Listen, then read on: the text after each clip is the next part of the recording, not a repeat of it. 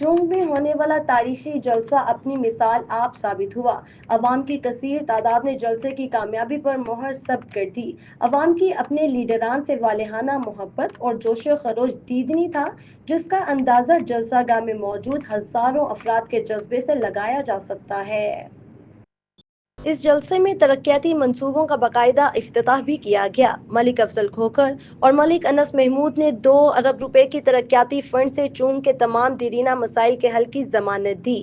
انہوں نے یہ بھی اعلان کیا کہ جنوری سے مانگا تک نئی بس سروس کا آغاز کیا جائے گا، جو عوام کے لیے آمد و رفت میں سہولت کا باعث بنے گی۔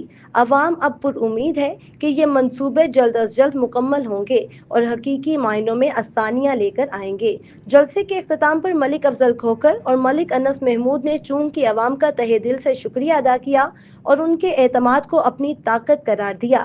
یہ جلسہ نہ صرف سیاسی طور پر اہم رہا بلکہ ترقی کی نئی راہوں کا پیش خیمہ بھی ثابت ہوگا۔